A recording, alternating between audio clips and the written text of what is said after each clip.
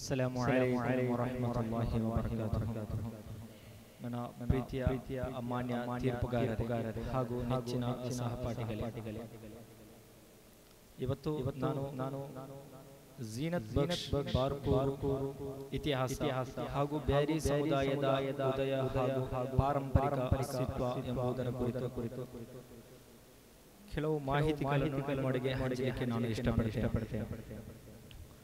ಬಾರ್ಕೂರ್ ಮತ್ತು ಝೀನತ್ ಬಕ್ಷ್ ಯಾಕೆ ಇತಿಹಾಸಗಳನ್ನು ನಾವು ಪದೇ ಹುಡುಕಾಡುತ್ತಾ ಅದರ ಜಾಡುಗಳನ್ನು ಹಿಡಿದು ಹೀಗೆ ಸಂಶೋಧನೆ ಮಾಡ್ತಾ ಹೋಗಬೇಕು ಅಂದ್ರೆ ಈ ಬಾರ್ಕೂರ್ ಮತ್ತು ಝೀನತ್ ಬಕ್ಷ್ ಮಸೀದಿಗಳು ಈ ಕರ್ನಾಟಕದಲ್ಲಿ ಮಾತ್ರವಲ್ಲ, ಈ ಭಾರತದಲ್ಲಿ ಇಸ್ಲಾಂನಲ್ಲಿ ಪ್ರಥಮವಾಗಿ ಸ್ಥಾಪನೆಗೊಳ್ಳಪಟ್ಟ 10 ಮಸೀದಿಗಳ ಪೈಕಿ 4 ಮತ್ತು 5ನೇ ಮಸೀದಿಗಳಾಗಿದೆ ಬಾರ್ಕೂರ್ ಮತ್ತು ಝೀನತ್ ಬಕ್ಷದ ಮಸೀದಿಗಳು.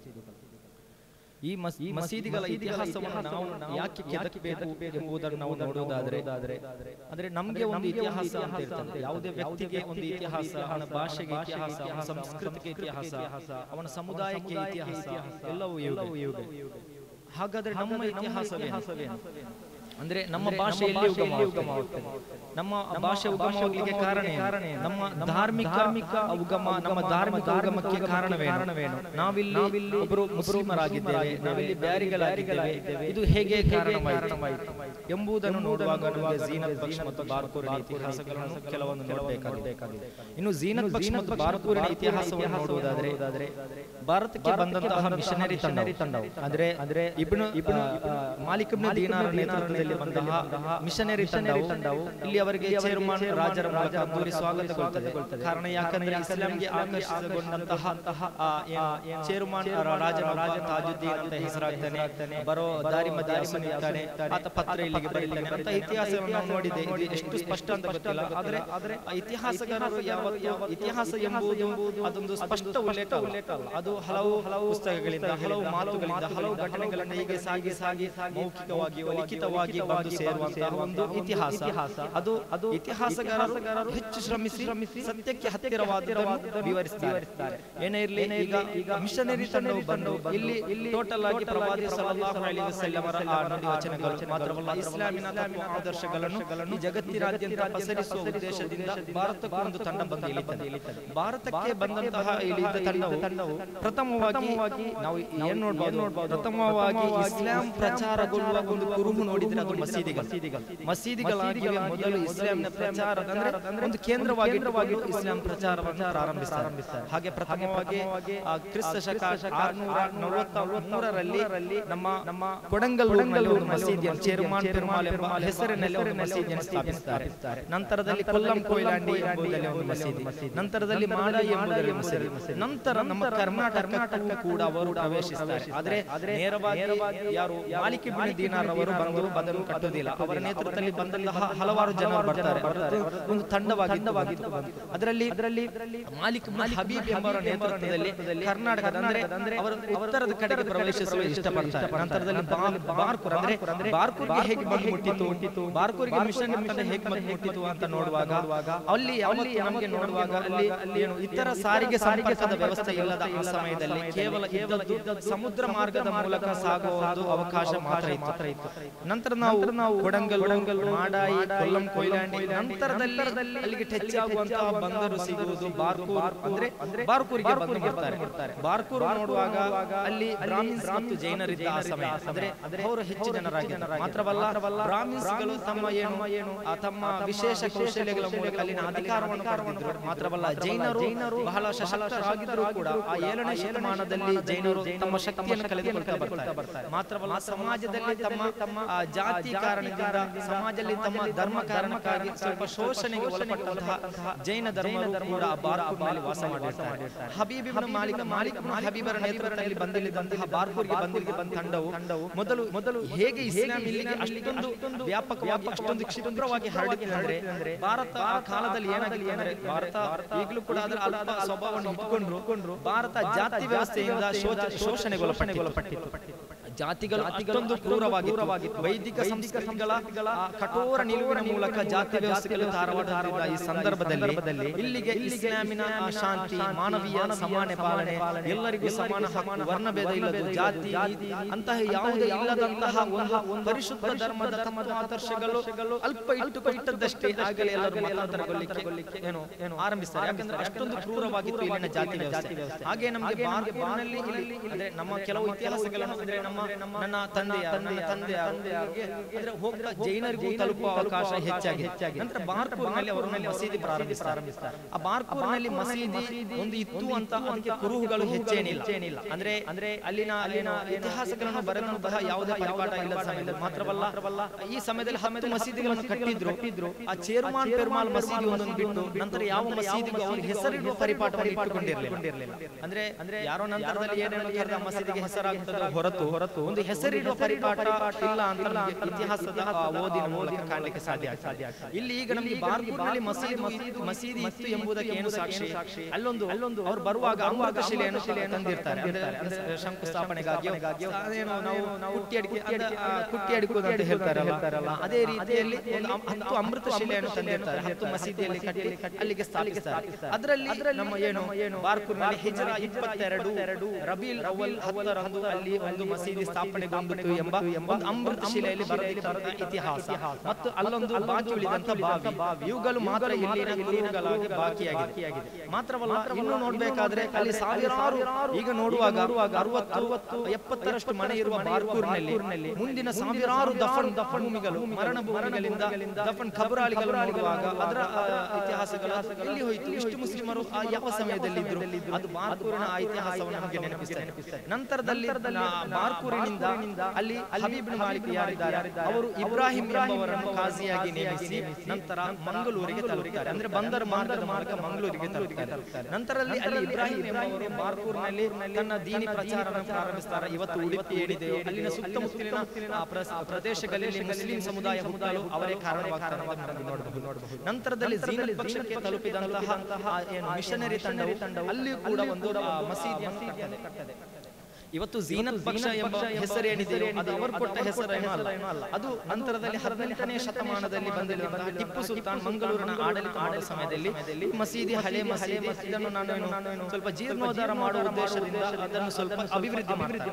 ಮಾತ್ರವಲ್ಲ, ಅವತ್ತಿನ ಆ ಸುಂದರವಾದ ಕಲಾ ಕೆತ್ತನೆಗಳಿಂದ ಅದನ್ನು ಸುಂದರವಾಗಿದ್ದಂತಹ ಮಸೀದಿಯನ್ನು ಕಂಡು ಅವರು ಝೀನತ್ ಅಂದ್ರೆ ಎಷ್ಟೊಂದು ಚಂದ ಎಂಬ ಹೆಸರು ಅಲ್ಲಿಗೆ ಅನ್ವರ್ಥವಾಗಿ ನಂತರ ಝೀನತ್ ಪಕ್ಷ ಆಗಿದೆ ಎಂದು ಕೆಲವರು ಹೇಳ್ತಾರೆ. ಮಾತ್ರವಲ್ಲ, ಟಿಪ್ಪು ಸುಲ್ತಾನರ ಮಗಳಿದ್ರು ಅವರ ಹೆಸರು ಕೂಡ ಝೀನತ್ ಎಂದಿತ್ತು. ಹಾಗೂ ಕೂಡ ಅದಕ್ಕೆ ಹೆಸರು ಬಂದಿದೆ ಅಂತ ಇತಿಹಾಸಗಾರರು ಹೇಳ್ತಾರೆ. ನಂತರದಲ್ಲಿ ಹೈದರ್ ಅವರ ಕಾಲದಲ್ಲಿ ಝೀನತ್ ಪಕ್ಷ ಯಾವುದಿತ್ತು ಅದೆಲ್ಲ ನಮಗೆ ಅಷ್ಟೊಂದು ಇತಿಹಾಸಗಳು ಸಿಗುವುದಿಲ್ಲ. ಆದ್ರೆ ಮಂಗಳೂರು ಇಲ್ಲಿ ಬಂದರನ್ನು ಹೈದರ್ ಅಲಿ ಅವರು ಅಭಿವೃದ್ಧಿ ಮಾಡಿದ್ರು ನೋಡಬಹುದು. ಮಾತ್ರವಲ್ಲ, ಇನ್ನು ನಮ್ಮ ಬ್ಯಾರಿ ಸಮುದಾಯ ಹೇಗಿತ್ತು, ಅರಬ್ ಇಲ್ಲಿಗೆ ಬರ್ತಾರೆ, ಮಿಷನರಿ ತಂಡವು ಇಲ್ಲಿಗೆ ಬರ್ತದೆ. ಇಂತಹ ಒಂದು ಭಾಷೆ ಹುಟ್ಟುವುದಂದ್ರೆ ಅದು ಸ್ವತಂತ್ರವಾಗಿ ಹುಟ್ಟುವುದಿಲ್ಲ. ಒಂದು ಭಾಷೆ ಅಲ್ಪ, ಒಂದು ಭಾಷೆ ಅಲ್ಪ, ಹಾಗೆ ಹೀಗೆ ಸೇರಿಕೊಂಡು ಒಂದು ಭಾಷೆ ಹುಟ್ಟುತ್ತದೆ. ಬ್ಯಾರಿ ಕೂಡ ಹಾಗೆ ಹುಟ್ಟುತ್ತದೆ. ಇಬ್ನ್ ಬತೂತರ್ ಅವರು ರಿಹ್ಲಾದಲ್ಲಿ ಬರೆದಂತಹ ಒಬ್ಬರು ಯಾರು ಝೈನುದ್ದೀನ್ ಮಕ್ಬರಿ ಎಂಬವರು ಆ ಕಾಲದಲ್ಲಿ ಮಂಗಳೂರಿನ ಕಾಜಿ ಆಗ್ತಾರೆ. ಈ ಮಕ್ಬರಿ ಅವರು ತಮಿಳ್ ಮಾತನಾಡುವ ಆಗಿದ್ರು. ಮಾತ್ರವಲ್ಲ, ತಮಿಳ್ ಇಲ್ಲಿ ಏನಾಗ್ತದೆ ಧಾರ್ಮಿಕ ಶಿಕ್ಷಣವಾಗಿ ಅಂದ್ರೆ ಧಾರ್ಮಿಕ ತಮಿಳಿನಲ್ಲಿ ಬೋಧಿಸಿದ ಆ ಸಮಯದಲ್ಲಿ ಹೆಚ್ಚಿನ ಜನರು ತಮಿಳನ್ನು ಅರ್ಥೈಸಿಕೊಳ್ಳಿಕ್ಕೆ ಪ್ರಾರಂಭಿಸ್ತಾರೆ. ಇಲ್ಲಿದ್ದ ತುಳು, ಕನ್ನಡ, ಮಲಯಾಳ ಎಲ್ಲದರೊಂದಿಗೆ ಬೆರೆತು ಬ್ಯಾರಿ ಎಂಬ ಭಾಷೆ ಹುಟ್ಟುತ್ತದೆ. ಇದಕ್ಕಿಂತ ಮುಂಚಿತವಾಗಿ ಅರಬರು ಇಲ್ಲಿ ಬೆಳೀತಾ ಇದ್ರು. ಅದರ ವ್ಯಾಪಾರ ಮುಖ್ಯವಾಗಿ ಅರಬ್ಬಿ ಸಮುದ್ರ ಅಂತ ನಾವು ಇಲ್ಲಿನ ಸಮುದ್ರವನ್ನು ಅರಬ್ಬಿ ಸಮುದ್ರ ಯಾಕೆ ಕರಿಬೇಕು ಅಂದ್ರೆ ಪರ್ಷಿಯನ್ ಆಗಿರ್ಬೋದು, ಇರಾನ್ ಈ ಪ್ರದೇಶಗಳಿನ ಅರಬರು, ಉತ್ತರ ದಕ್ಷಿಣ ಅರಬ್ಬರು ಎಲ್ಲರೂ ಬಂದು ವ್ಯಾಪಾರ ಅಂದ್ರೆ ಭಾರತ ಆ ಸಂದರ್ಭದಲ್ಲಿ ಬಹಳ ಶ್ರೀಮಂತ ರಾಷ್ಟ್ರವಾಗಿತ್ತು. ತನ್ನ ಆಯುಧಗಳಿಗಾಗಿ, ತನ್ನ ಮಸಾಲೆ ವಸ್ತುಗಳಿಗಾಗಿ, ತನ್ನ ಸಂಪನ್ಮೂಲ ವಸ್ತುಗಳಿಗಾಗಿ ಭಾರತ ಪ್ರಸಿದ್ಧಿ ಹೊಂದಿತ್ತು. ಆ ಸಮಯದಲ್ಲಿ ಬಂದ ಅರಬ್ ವರ್ತಕರು ಇಲ್ಲಿ ಏನಾಗ್ತದೆ ನೈಸರ್ಗಿಕ ವಿಕೋಪ ಅಥವಾ ಕೆಲವು ಕಾಲ ತಾತ್ಕಾಲಿಕವಾಗಿ ಇಲ್ಲಿ ಹೊಂದುತ್ತಾ ಇಲ್ಲಿನ ಹೆಂಗಸರನ್ನು ಮದುವೆ ಆಗಲಿಕ್ಕೆ ಪ್ರಾರಂಭಿಸ್ತಾರೆ. ಹಾಗೆ ಹುಟ್ಟಿಕೊಂಡು ನಂತರದಲ್ಲಿ ಮಿಷನರಿ ತಂಡದ ಪ್ರಭಾವದಿಂದ ಮುಸ್ಲಿಮರಾಗಿ ಹೀಗೆ ಹೋಗುತ್ತಾ ಒಂದು ಹುಟ್ಟುವ ಹೊಸ ಸಮಾಜವಾಗಿ ಬ್ಯಾರಿ ಸಮುದಾಯ ಹುಟ್ಟುತ್ತದೆ. ಇವಾಗ ನಾವು ನೋಡುವಾಗ ಕೆಲವರು ಬ್ಯಾರಿ ಸಮುದಾಯ ಮತ್ತು ಮಾಪಿಲ್ಲೆ ಸಮುದಾಯ ಅದು ಎರಡು ಒಂದೇ ಅಂತ ಹೇಳ್ತಾರೆ. ಆದ್ರೆ ನಾವು ಕೆಲವು ಯಾರು ನಮ್ಮ ಸಂಶೋಧಕಿ ಸುಶೀಲಾ ಉಪಾಧ್ಯಾಯ ಅವರು ಸಂಶೋಧನೆಯಲ್ಲಿ ಹೇಳ್ತಾರೆ, ಅವರು ಹೇಗೆ ವ್ಯತ್ಯಾಸವನ್ನು ಕಂಡುಕೊಳ್ತಾರೆ, ಬ್ಯಾರಿಗಳು ಮತ್ತು ಮಾಪಿಲೆಗಳು ಒಂದಾ? ಖಂಡಿತವಾಗಿ ಅಲ್ಲ ಎಂಬುದಕ್ಕೆ ಕೆಲವು ಕಾರಣಗಳನ್ನು ಹೋಗ್ತಾರೆ. ಮಾತ್ರವಲ್ಲ ಅದರಲ್ಲಿ ಹೇಳ್ತಾರೆ, ಯಾಕಂದ್ರೆ ಈ ಬ್ಯಾರಿ ಪದದಲ್ಲಿ ತುಳು ಇರ್ತದೆ, ಮಲಯಾಳಂ ತಮಿಳ್ ಇದೆ. ಮಲಯಾಳಂ ಭಾಷೆಯಲ್ಲಿ ಯಾವತ್ತೂ ತುಳು ಪದಗಳನ್ನು ಕಂಡುಹಿಡಲಿಕ್ಕೆ ಸಾಧ್ಯವಿಲ್ಲ. ಒಬ್ಬ ಬ್ಯಾರಿ ಮಾತನಾಡಿದ್ರೆ ಹೀಗೆ ದೀರ್ಘವಾಗುತ್ತಾ ಹೋಗ್ತದೆ. ನಾವು ಖಂಡಿತವಾಗಿ ನಮ್ಮ ಇತಿಹಾಸ ಕಲಿಯುವ ಉದ್ದೇಶದಿಂದ ಝೀನತ್ ಬಕ್ಷ್ ಬಾಗ್ಚೂರ್ ಬ್ಯಾರಿ ಸಮುದಾಯದ ಇತಿಹಾಸಗಳ ಜಾಡನ್ನು ಹೀಗೆ ತಿಳಿಯುತ್ತಾ ನಾವು ಹೋಗಬೇಕು. ಅವಕಾಶಕ್ಕಾಗಿ ಧನ್ಯವಾದಗಳು.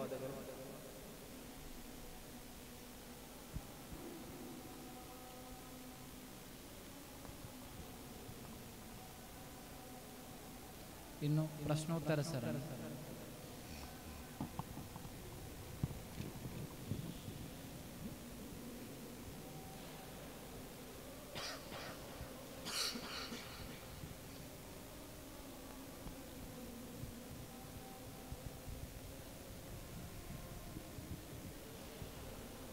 ಈ ಮಲಾಮ ಭಾಷೆಯವರಿದ್ದಾರಲ್ಲ, ಮಲಾಮೆ ಮಾತಾಡುವವರು ಬ್ಯಾರಿಗಳ ಅಥವಾ ಬೇರೆ ಸಮುದಾಯದ? ಅದಕ್ಕೆ ಸ್ಪಷ್ಟವಾದ ಉತ್ತರ ಹೇಗಿದೆ, ಈ ಬ್ಯಾರಿಗಳಿಗೆ ಕೇರಳದ ಗಡಿ ಪ್ರದೇಶಗಳಲ್ಲಿ ಸ್ಪರ್ಶ ಹೊಂದಿದಂತಹ ಭಾಗಗಳಲ್ಲಿ ಮಾತ್ರ, ಉದಾಹರಣೆಗೆ ಸುಳ್ಯ, ವಿಟ್ಲ, ನಂತರ ಉದಾಹರಣೆಗೆ ಮಂಜನಾಡಿ ಮುಂತಾದ ಭಾಗಗಳು ಕೇರಳಕ್ಕೆ ಸ್ಪರ್ಶ ಹೊಂದಿದ ಕಾರಣದಿಂದ ಕೆಲವು ಅಲ್ಲಿನ ಏನು ಸ್ವಲ್ಪ ಸ್ಪರ್ಶತೆ ಸಿಕ್ಕಿದ್ದರಿಂದ ಈ ಬ್ಯಾರಿ ಭಾಷೆಗೆ ಸ್ವಲ್ಪ ಮಲಯಾಳದ ಸಾಮೀಪ್ಯ ಹೊಂದಿದ ಕಾರಣದಿಂದ ಅದು ಮಲಾಮೆ ಭಾಷೆಯಾಗಿ ಪರಿವರ್ತಿಸಿತು. ಮೂಲದಲ್ಲಿ ಇವರ ಹುಟ್ಟು ಇವರೆಲ್ಲವರು ಬ್ಯಾರಿಗಳ ಇತಿಹಾಸಗಳನ್ನು ನೋಡುವಾಗ ಸ್ಪಷ್ಟವಾಗಿ ಅವರು ಬ್ಯಾರಿಗಳ ಸಾಧ್ಯವಾಗ್ತದೆ. ಮಲಾಮೆಗಳು ನಾವು ಬ್ಯಾರಿ ಅಲ್ಲ ಅಂತ ಹೇಳ್ತಾರೆ, ಮಲಾಮೆ ಮಾತಾಡುವವರು ನಾವು ಬ್ಯಾರಿಗಳಲ್ಲ ಅಂತ ಕೆಲವರು ಹೇಳ್ತಾರಲ್ಲ. ಅದು ಹೇಗೆ ಹೋಗುತ್ತದೆ, ಅದು ನಮಗೆ ಇತಿಹಾಸದ ಭಾಗವಾಗಿ ಹೋಗ್ಲಿಕ್ಕೆ ಸಾಧ್ಯವಿಲ್ಲ. ಯಾಕಂದ್ರೆ ಆ ಮಲಾಮೆಯವರು ತಿಳ್ಕೊಂಡದ್ದು ಕೇರಳ ನಮಗೆ ಅಭಿಮಾನ, ಅದಕ್ಕೆ ನಾವು ಮಲಯಾಳ ಅನ್ಕೊಂಡಿದ್ದಾರೆ. ಆದ್ರೆ ಬ್ಯಾರಿಗಳು ನಾವು ಹಾಗೆ ಅನ್ಕೊಂಡಿದ್ದೇವೆ. ಅವ್ರು ನಮ್ಗೆ ಮಲಯಾಳಿ ಬ್ಯಾರಿ ಗಲಾಟೆಯ ಸಂದರ್ಭದಲ್ಲಿ ಉದಾಹರಣೆಗೆ ನಮಗೆ ನೀವು ಮಲಯಾಳಿ ಬ್ಯಾರಿಗಳು ಹಾಗೆ ಹತ್ಕೊಡುದು. ಸತ್ಯವಾಗಿ ಯಾರು ಮಲಾಮೆಗಳು ಬ್ಯಾರಿಗಳು ಕೇರಳದ ಸ್ಪರ್ಶ ಹೊಂದಿದ ಕಾರಣದಿಂದ, ಕೇರಳದ ಗಡಿದ ಕಾರಣದಿಂದ ಅವರು ಆ ಮಲಾಮಿ ಭಾಷೆಗೆ ಸ್ವಲ್ಪ ಹೋಗ್ತಾರೆ. ಆದರೆ ಮೂಲತಃ ಅವರು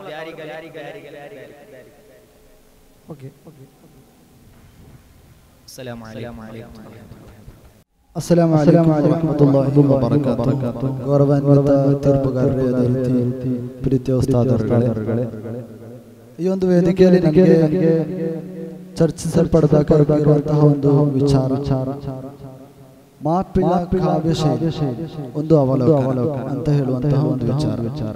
ಖಂಡಿತವಾಗಿಯೂ ಅಂತ ಹೇಳಿದ್ರೆ ಅತ್ಯಂತ ವಿಶಾಲವಾದಂತಹ ಒಂದು ವಿಷಯವಾಗಿರೋದ್ರಿಂದ ಒಂದು 8-10 ನಿಮಿಷಕ್ಕೆ ಈ ಒಂದು ವಿಚಾರವನ್ನು ಕುಗ್ಗಿಸುವುದು ನಿಜವಾಗಿಯೂ ಒಂದು ಕಷ್ಟಕರವಾದ ಅಂತ ಹೇಳಲಿಕ್ಕೆ ಬಯಸ್ತೀವಿ. ಏನೇ ಆಗಿರಲಿ ಕೆಲವೊಂದು ಮುಖ್ಯ ಅಂಶಗಳ ಮುಂದೆ ಪ್ರಸ್ತುತಪಡಿಸ್ತಾ ಇದೆ. ಸಹೋದರ ಮಾಪಿಳ ಕಾವ್ಯ ಶೈಲಿಯ ಒಂದು ಕಾವ್ಯ ಶೈಲಿಯನ್ನು ನಾವು ಅನಾವರಣಗೊಳಿಸಬೇಕು ಅಂತ ಹೇಳಿದ್ರೆ ಖಂಡಿತವಾಗಿಯೂ ಅದು ದೀರ್ಘವಾದಂತಹ ಒಂದು ವಿಚಾರ. ಯಾವುದೇ ಒಂದು ಕಾವ್ಯ ಶೈಲಿ ಆಗಿರ್ಬೋದು, ಭಾಷೆ ಆಗಿರ್ಬೋದು ಅಥವಾ ಸಂಸ್ಕೃತಿ ಆಗಿರ್ಬೋದು, ಅದನ್ನು ಒಂದು ವೇದಿಕೆಯ ಮೂಲಕ ನಾವು ಪ್ರಚುರಪಡಿಸಬೇಕು ಅಥವಾ ಮುನ್ನೆಲೆಗೆ ತರಬೇಕು. ಅಲ್ಲಿ ಕೇವಲ ಒಂದು ಭಾಷಾವಾರು ಏನಿಲ್ಲ, ಭಾಷಾವಾರವಾಗಿ ನಾವು ಚರ್ಚೆ ಮಾಡಿದ್ರೆ ಮುಗಿಯುವುದಿಲ್ಲ. ಒಂದು ಭಾಷೆ ಅದು ಭಾಷೆ ಆಗಲಿಕ್ಕೆ ಅಲ್ಲಿನ ಭೌಗೋಳಿಕ ಸನ್ನಿವೇಶಗಳು ಕಾರಣವಾಗುತ್ತವೆ. ಅಲ್ಲಿನ ಇತರ ಸಾಂಸ್ಕೃತಿಕ ಆಚರಣೆಗಳು, ಸಂಪ್ರದಾಯಗಳು, ಇನ್ನಿತರ ಹಲವಾರು ವಿಷಯಗಳು ಅಡಕಗೊಂಡು ತದನಂತರವಾಗಿದೆ ಒಂದು ಕಾವ್ಯದ ಅಥವಾ ಗದ್ಯದ ರೂಪದ ಅನಾವರಣಗಳು. ಆದ್ದರಿಂದ ಈ ಮಾಪಿಳ ಶೈಲಿಯನ್ನು ವಿವರಿಸುವುದು ಇನ್ನೂ ಕಷ್ಟ. ಯಾಕಂತ ಹೇಳಿದ್ರೆ 1400 ವರ್ಷಗಳ ಇತಿಹಾಸ ದಾಖಲೆಯ ಪ್ರಕಾರ ಆದರೆ 1400 ವರ್ಷಗಳಿಗೂ ಮುಂಚಿತವಾಗಿದೆ ಎಂಬುದಕ್ಕೆ ಪುರಾವೆಗಳಿಲ್ಲದಿದ್ದರೂ ಕೂಡ ಗುಜರಾತ್ನಲ್ಲಿರುವಂತಹ ಮಸೀದಿಗಳಾಗಿರ್ಬೋದು, ಇಲ್ಲಿ ಭಾರತಕ್ಕೆ ತಲುಪಿದೆ ಅಥವಾ ಕೇರಳಕ್ಕೆ ತಲುಪಿದೆ ಎಂಬುದಕ್ಕೆ ಸ್ಪಷ್ಟ ಉದಾಹರಣೆಗಳು ಇದೆ. ಆದರೆ ಯಾವುದೇ ಮಾಪಿಳ ಸಾಹಿತ್ಯಕ್ಕೆ ಏನು ಸ್ಪಷ್ಟ ದಾಖಲೆಗಳು ಸಿಗಲಿಲ್ಲ. ಏನೇ ಆಗಿರಲಿ ಸಹೋದರ, ನನ್ನ ವಿಷಯ ಮಾಪಿಳ ಸಾಹಿತ್ಯ. ಮಾಪಿಳ ಸಾಹಿತ್ಯ ಕೇರಳದ ಜನಾಂಗದಲ್ಲಿ ಒಂದು ಪ್ರಮುಖ ವಿಭಾಗ. ಆ ಪ್ರಮುಖ ವಿಭಾಗದಲ್ಲಿ ಅಲ್ಲಿ ಕೇರಳದ ಮುಸ್ಲಿಮರು ಅಲ್ಲಿ ಜೀವಿಸ್ತಾ ಇರುವಂತಹ ಜೀವನ ನಡೆಸ್ತಾ ಇರುವಂತಹ ಕೇರಳದ ಅಥವಾ ಈ ಪ್ರದೇಶದ ಜನರ ಒಂದು ಸಾಂಸ್ಕೃತಿಕ ಅಥವಾ ಸಾಮಾಜಿಕ ಆಚರಣೆಗಳನ್ನು ನಾವು ಮಾಪಿಳ ಮೊದಲನೇದಾಗಿ ನಾವು ಮಾಪಿಳ ಇದರ ಹಿನ್ನೆಲೆ ಏನು ಅಂತ ನೋಡ್ಬೇಕಾದ್ರೆ 1400 ನಾ ಹೇಳಿದಂತೆ 1400 ವರ್ಷಗಳಿಗೂ ಮುಂಚಿತವಾಗಿ ಅರಬರು ಕೇರಳ ಅಥವಾ ಮಂಗಳೂರು ಅಥವಾ ಬಾರ್ಕೂರು ಈ ಪ್ರದೇಶಕ್ಕೆ ವ್ಯವಹಾರ ಸಂಬಂಧಿಸಿ ಬಂದಾಗ ಈ ಒಂದು ಪ್ರದೇಶಕ್ಕೆ ಬಂದಾಗ ಅಲ್ಲಿ ಏನಾಯ್ತು ಅಂತ ಹೇಳಿದ್ರೆ ಇಲ್ಲಿನ ದೀನ ದುರ್ಬಲ ಅಥವಾ ದಲಿತ ವರ್ಗದ ಸ್ತ್ರೀಯರನ್ನು ಏನ್ ಮಾಡ್ತಾರೆ ಅಂದ್ರೆ ವರಿಸಿಕೊಳ್ತಾರೆ. ಆ ವರಿಸಿಕೊಂಡ ನಂತರ ಆ ಮಾಪ್ಳದ ಉದಯಲ್ಲಿ ಆಯ್ತದೆ ಅಂತ ನಾವು ಫಸ್ಟ್ ಕ್ಲಿಯರ್ ಮಾಡ್ಕೊಳ್ತೀವಿ. ಹಾಗೆ ಅವರು ವರಿಸಿಕೊಂಡ ನಂತರ ಇಲ್ಲಿರುವಂತಹ ಏನು ತಮಿಳರ ನಮ್ಮ ಭಾಷೆ ಇರುವಂತಹ ಬ್ಯಾರಿ ಆಗಿರ್ಬೋದು ಮಲಯಾಳ ಅವರ ಒಂದು ಭಾಷೆ ಏನು ಅವರ ಭಾಷೆಯಲ್ಲಿ ಮಧುಮಗನಿಗೆ ಹೇಳುವಂತಹ ಮಾತಾಗಿದೆ ಮಾಪ್ಳೆ ಅಂತ ಹೇಳ್ತಾರೆ ಮಧುಮಗನಿ. ಸೊ ಆ ಮಾಪ್ಳೆ ಮತ್ತು ಇಲ್ಲಿರುವಂತಹ ಏನು ಆ ಕಾಲದಲ್ಲಿ ದಲಿತ ವರ್ಗದ ಅಥವಾ ಹಿಂದೂ ವರ್ಗದ ಏನು ಸಂಸ್ಕೃತಿಗಳು ಒಳಗೊಂಡು ಮಿಶ್ರಣಗೊಂಡು ಬೆರಕೆಗೊಂಡಾದಂತಹ ಒಂದು ವಿಭಿನ್ನ ರೀತಿಯಂತಹ ಏನಂತ ಹೇಳ್ಬೋದು ಒಂದು ಸಾಹಿತ್ಯ ಅಥವಾ ಕಾವ್ಯ ಶೈಲಿ ಮಾಪಿಳ ಕಾವ್ಯ ಶೈಲಿ ಅಂತ ಹೇಳ್ಬೋದು.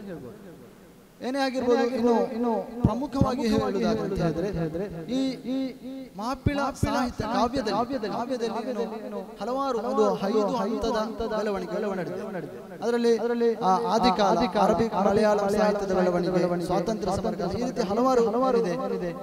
ಬೆಳವಣಿಗೆ ಮುಂದುವರೆದು ಬಂದಂತಹ ಹಲವಾರು ಘಟ್ಟಗಳಿವೆ. ಅದರಲ್ಲಿ ಮೊದಲನೇ ಆದಿಕ ಅಂದ್ರೆ 8ನೇ ಶತಮಾನದಿಂದ 15ನೇ ಶತಮಾನದವರೆಗೆ ನಡೆದಂತಹ ಏನು ಈ ಮಾಪಿಳ ಕಾವ್ಯ ಶೈಲಿಯ ಬೆಳವಣಿಗೆ ಅದಾಗಿದೆ ಆದಿಕಾಲ.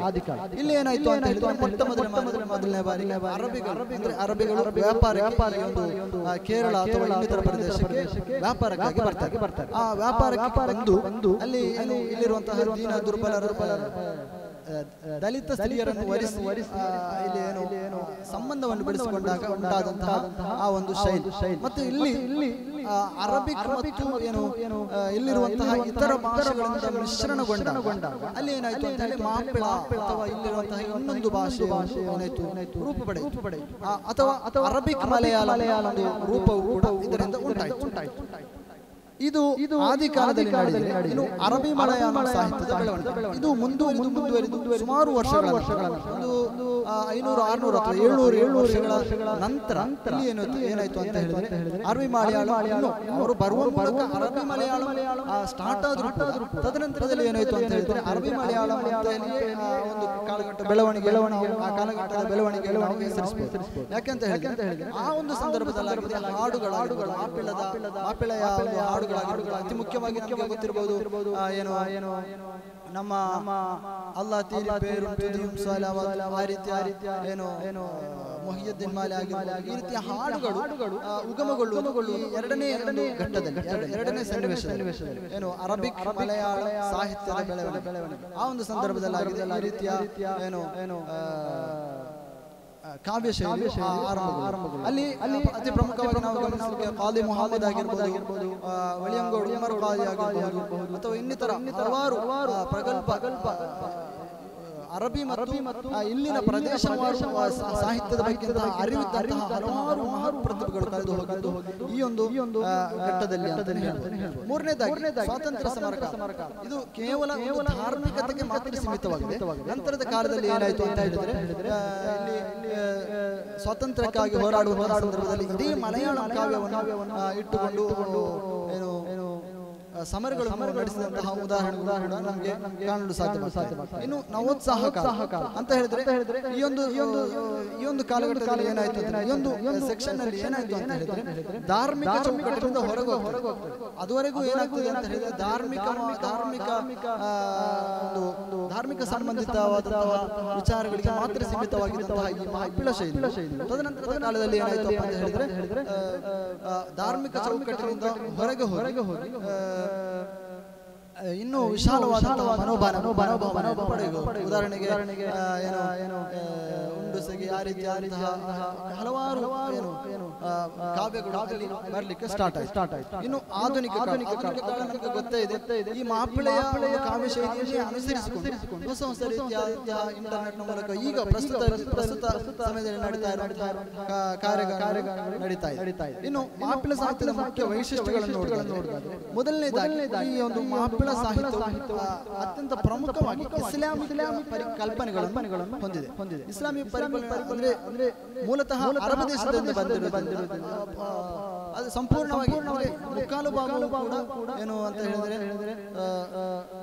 ಧಾರ್ಮಿಕ ವಿಚಾರಗಳಿಗೆ ಸಂಬಂಧಿಸಿದಂತಹ ವಿಚಾರಗಳಾಗಿರ್ತವೆ ಇದರಲ್ಲಿ ಇರುವುದು. ಇನ್ನು ಭಾಷಾ ಸೃಷ್ಟಿ ಇದರಲ್ಲಿ ಹೊಸದೊಂದು ಭಾಷೆಯ ಆವಿಷ್ಕಾರ ಮಾಡುವಂತಹ ಒಂದು ಚಾಕಚಕ್ಯ ಈ ಒಂದು ಕಾವ್ಯದಲ್ಲಿ ಮಾಪಿಳ ಸಾಹಿತ್ಯ ಕಾವ್ಯದಲ್ಲಿ ಕಾಣಲು ಸಾಧ್ಯವಾಗ್ತದೆ. ಇನ್ನು ಸರಳ ಶೈಲಿ ಅಂತ ಹೇಳಿದ್ರೆ ಈ ಮಾಪಿಳ ಸಾಹಿತ್ಯ ಇತರ ಯಾವುದೇ ಭಾಷೆಗಳಾಗಿರ್ಬೋದು, ಇತರ ಯಾವುದೇ ಸಂಸ್ಕೃತಿಗಳನ್ನು ಒಳಗೊಂಡ್ರು ಕೂಡ ಮಿಶ್ರಣಗೊಂಡಿದ್ರು ಕೂಡ ಏನಾಯ್ತು ಅಂತ ಹೇಳಿದ್ರೆ ಇದೊಂದು ಸರಳ ರೂಪಕ್ಕೆ ಏನಾಯ್ತು ಅಂತ ಹೇಳಿದ್ರೆ ಬಂತು. ಅದೇ ಅತಿ ಮುಖ್ಯವಾಗಿ ನಾವು ಇಲ್ಲಿ ಗಮನಿಸುವುದು ಇದು ಕೇವಲ ಒಂದು ಅರಬಿಕ್ಕಿನಿಂದ ಅಥವಾ ಮಲಯಾಳಂನಿಂದ ಉಂಟಾದದ್ದಲ್ಲ. ಬದಲಾಗಿ ಕನ್ನಡವಾಗಿರ್ಬೋದು, ತೆಲುಗು ಆಗಿರ್ಬೋದು, ತಮಿಳು ಆಗಿರ್ಬೋದು, ಅಂತಹ ಹಲವಾರು ವಿಚಾರಗಳಿಗೆ ಏನಾಗಿದೆ ಅಂತ ಹೇಳಿದ್ರೆ ಹೊಂದಿಕೊಂಡು ಹೋಗಿರುವುದರಿಂದ ಹಲವಾರು ಭಾಷೆಗಳ ಸಂಸ್ಕೃತಿಗಳ ಮಿಶ್ರಣವೇ ಈ ಕಾವ್ಯ ಮಾಪಿಳ ಕಾವ್ಯ ಎಂಬುದಾಗಿ ನಮಗೆ ಮನದಟ್ಟು ಮಾಡಲು ಸಾಧ್ಯ. ಕೊನೆಯದಾಗಿ ಕನ್ಕ್ಲೂಷನ್ ಹೇಳುವುದು ಅಂತ ಹೇಳಿದ್ರೆ ಈ ಒಂದು ಮಾಪಿಳ ಸಾಹಿತ್ಯವು ನಮ್ಮ ಒಂದು ಹೆಮ್ಮೆ ಅಂತಾನೆ ಹೇಳ್ಬೋದು. ಆದ್ದರಿಂದ ಈ ಒಂದು ಕಾವ್ಯ ಶೈಲಿಯನ್ನು ಮುನ್ನೆಲೆಗೆ ತರುವುದು ನಮ್ಮೆಲ್ಲರ ಕರ್ತವ್ಯ ಎಂದು ಹೇಳ್ತಾನೆ. ನಮ್ಮ ಮಾತಿಗೆ ವಿರಾಮ. ಪ್ರಶ್ನೆಗಳಿದ್ದರೆ ಹೇಳು.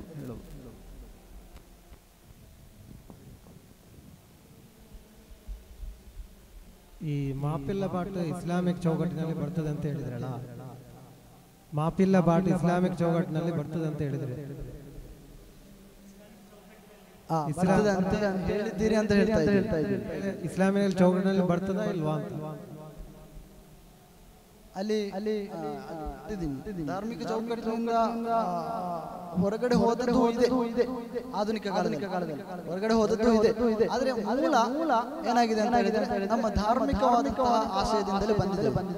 ಅದರಲ್ಲಿ ಯಾವ್ದು ಈ ತಾಲೋಲ ಪಾಠ ಬಗ್ಗೆ ತಾಲೋಲ ಪಾಠ ಅಂತ ಹೇಳಿದ್ರೆ ಒಬ್ಬ ತಾಯಿ ತನ್ನ ಮಗುವನ್ನು ಅಂದ್ರೆ ಜನಪದ, ನಾವಿಲ್ಲಿ ಏನು ಜನಪದ ಅಂತ ಹೇಳ್ತೇವೆ, ಪದ ಕಟ್ಟುವುದು, ಆ ರೀತಿಯಾದಂತಹ ವಿಚಾರ ಅದು ತಾಲೋಲ ಪಾಠ. ಅದು ಮಾಪಿಳ ಸಾಹಿತ್ಯ ಬರುವಾಗ ತಾಲೋಲ ಪಾಠ ಆಗಿ ಪರಿಣಮಿಸಿದೆ. ಅದು ಕೆಲವರು ಅನಿಸ್ಲಾಮಿಕ ಅಂತ ಹೇಳ್ತಾರಲ್ಲ, ತಾಲೋಲ ಪಾಠ ತಾಯಿಯ ಬಗ್ಗೆ ಹೊಗಳುವುದು ಅನಿಸ್ಲಾಮಿಕ ಅಂತ ಯಾರಾದ್ರೂ ನಂಗೆ ಗೊತ್ತಿಲ್ಲ.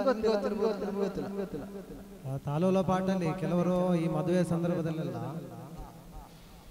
ಕೆಲವು ಹೆಂಗಸರೆಲ್ಲ ಕೂಡಿ ಹಾಡೋದು ಬೇರೆ ಬೇರೆ, ಅಂದ್ರೆ ಆಧುನಿಕ ಕಾಲದಲ್ಲಿ ಅದು ಬೇರೆ ರೂಪ ಪಡೆದಿದೆ ಅಂತ ಹೇಳ್ತಾರೆ. ಅದೇ ಆಧುನಿಕ ರೂಪಕ್ಕೆ ಬೇರೆ ರೂಪ ಪಡೆದಿದೆ, ಅದು ಬೇರೆ. ತಾಲೋಲ ಪಾಠ ಅಂತ ಹೇಳಿದ್ರೆ ಅದು ಅದು ತಾಲೋಲ ಪಾಠ ಬೇರೆ ಇದಕ್ಕೆ ಹೋಗಿರ್ಬೋದು, ಆದ್ರೆ ಒರಿಜಿನಲ್ ತಾಲೋಲ ಪಾಠ ಅದು ಅನಿಸ್ಲಾಮಿಕ್ ಆಗಲಿಕ್ಕೆ ಚಾನ್ಸಸ್ ಇಲ್ಲ.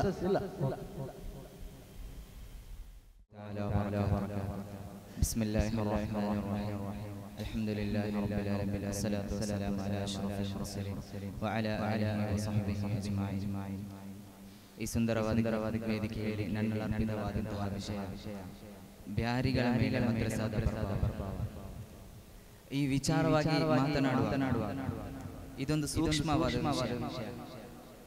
ಇದರ ಕುರಿತಾಗಿ ಮಾತನಾಡುವಾಗ ಮೊದಲು ನಮಗೆ ನಾವು ಬ್ಯಾರಿಗಳು ಯಾರು, ನಂತರ ಬ್ಯಾರಿಗಳ ಮದ್ರಸಾ ಎಂದರೆ ಏನು ಎಂಬೆಲ್ಲ ವಿಷಯಗಳನ್ನು ಚರ್ಚೆ ಮಾಡಬೇಕಾಗಿ. ಮೊದಲನೇದಾಗಿ ಈ ಬ್ಯಾರಿಗಳು ಎಂದರೆ ನೋಡುವ. ಬ್ಯಾರಿ ಎಂಬ ಪದವು ಅರಬಿ ಪದವಾದ ಬಹರ್ ಎಂಬ ಪದದಿಂದ ಬಂದಿದೆ ಎಂದು ಇತಿಹಾಸ ಹೇಳುತ್ತದೆ. ಈ ಅರಬಿ ಸಮುದ್ರದ ಆಚೆಗಿನಿಂದ ಬಂದವರು ಯಾರಂದ್ರೆ ಅರಬ್ಬಿಗಳು. ಸುಮಾರು 1400 ವರ್ಷಗಳ ಹಿಂದೆ ಈ ಸಮುದ್ರದ ಆಚೆಗಿನಿಂದ ಅರಬ್ ವ್ಯಾಪಾರಿಗಳು ಭಾರತಕ್ಕೆ ಬರ್ತಿದ್ರು.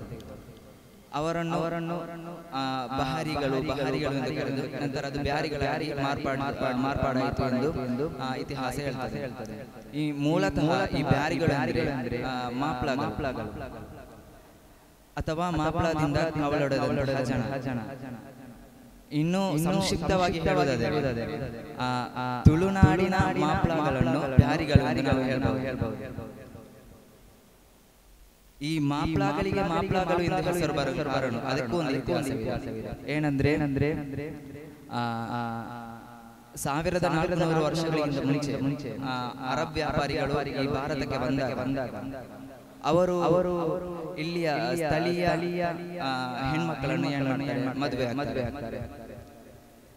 ಇವರ ಗಂಡದಿರ ಹೇಗೆಂದ್ರೆ ಅವರು ಒಂಥರ ವಿಚಿತ್ರ. ಏನಂದ್ರೆ ಅವರ ಸಂಸ್ಕೃತಿಯೇ ಬೇರೆ, ಅವರ ಭಾಷೆ ಬೇರೆ, ಅವರ ವೇಷಭೂಷಣ ಬೇರೆ. ಹಾಗೆ ಇವರಿಗೆ